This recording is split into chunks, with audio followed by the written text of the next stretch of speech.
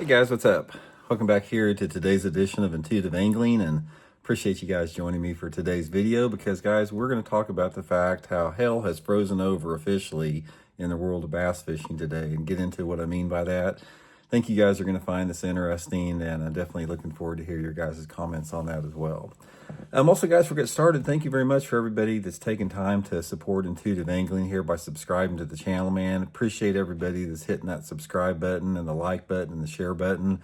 You know, right now we've only got 30% of the people that watch the channel are actually subscribed. So if you want to help the channel, if you like the content here, just hitting that subscribe button goes a long way.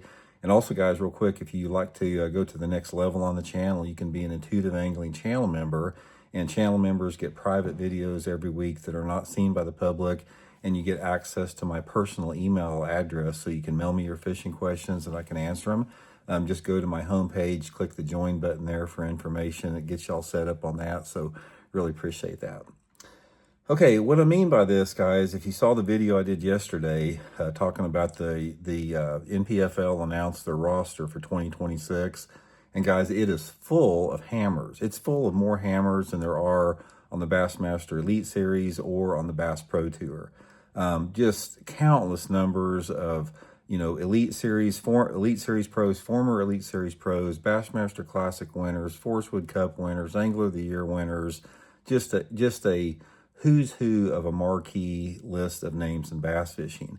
And guys, the thing that is remarkable about this is if you followed the evolution of the NPFL, National Professional Fishing League, when they started, nobody really even gave them a second thought, because the roster they had when they started several years ago, I never heard of any of the guys. I'm not taking anything away from those people, but it was a field of guys I have never heard of in my entire life.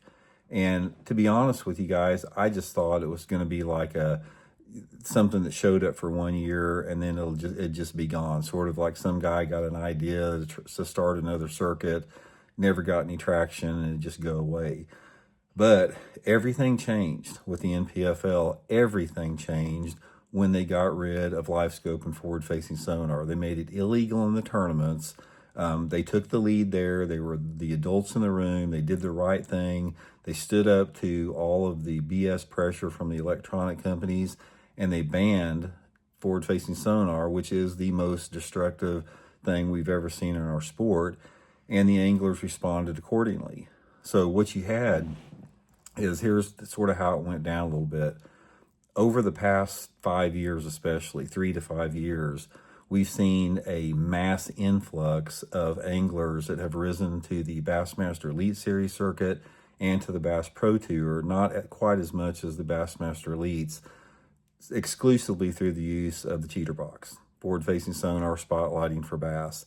Most of these guys, again, I'm not singling out any demographic. It's just the reality of it's a fact. It's just a undeniable fact that most of these anglers are younger, younger anglers with very little experience in traditional bass fishing that mastered video game fishing. And, you know, this technology, since it is the most, destructive, unlevel playing field technology the sport's ever seen, they quickly ascended to the top through the use of artificial technology to have a piece of technology show them where the fish are and show them how to catch the fish. And this turned off a tremendous amount of pros. It's like what happened is all of the hammers, the traditional bass fishing hammers, they started falling by the wayside. They couldn't compete against that technology. It's like you can't compete, when you're trying to use primal, instinctive, creative skills and actually fish to find fish, you can't compete with a piece of technology that shows you exactly where the fish are, shows you in live imaging time how the fish are reacting to your bait, shows you in live imaging time where those fish are going, and you can just follow them down the bank, for a half a mile if you want to. You can't compete with that. And most anglers were revolted by that, because their skill set and their art form as an angler therefore became useless. And that's why you started seeing these guys that were hammers before.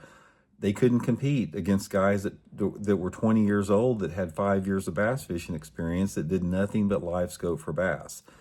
So this created a lot of animosity, a lot of bitterness, and you saw these guys leaving the Elite Series. You saw them leaving the Bass Pro Tour. They became alienated by it, and they found a home at the NPFL since NPFL made spotlighting for bass illegal. I never thought we'd see this, guys. This is something that it caught me by surprise completely.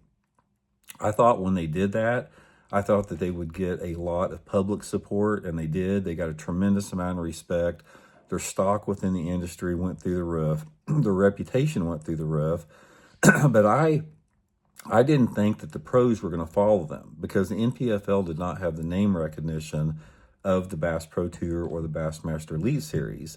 But I was wrong. They gravitated towards that circuit because of the no forward-facing sonar rule, plain and simple.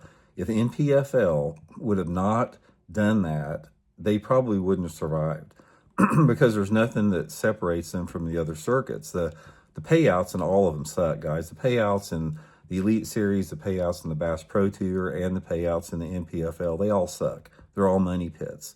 So therefore, if you're going to be in a money pit sport, which professional bass fishing is, I've earned the right to say that. I've been a pro fisherman since 1985. I've been in the trenches, qualified for a bunch of classics and won Bassmaster tournaments. I know, I've been there, and I can say that it is a money pit. I don't care how good you are. You may have a little run where you're on top of the world, but you're going to hit a dry spell. It's coming. It's like all these guys out there, Jacob Wheeler, Dustin Cannell, all those guys that are at the top of their game, when they start hitting their mid-40s and they start closing in on 50 years old, same thing's going to happen to them. Same thing that happened to Denny Brauer, to Kevin Van Dam, to Rick Clunn, to Larry Nixon. That's the inevitability of the sport. So you can't, rely on that, in terms of just always thinking you're going to make a lot of money, because you're not.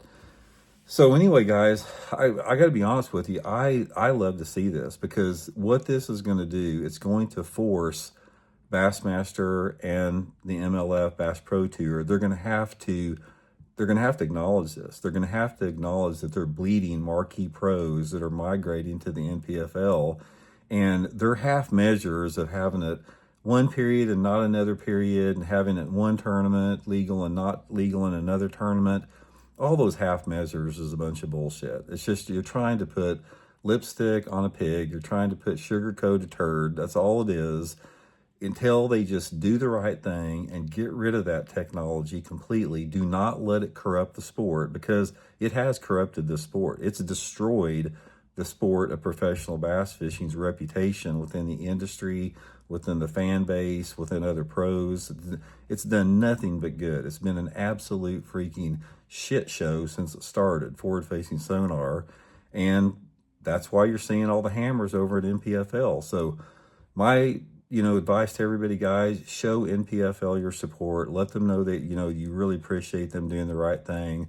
Shame Bassmaster, shame MLF, tell them to do the right thing, and, stop enabling something that's destroying the sport. So anyway, like I said, hell's officially frozen over, guys. NPFL is now the top circuit, the undisputed top circuit in professional fishing. There's no doubt about it.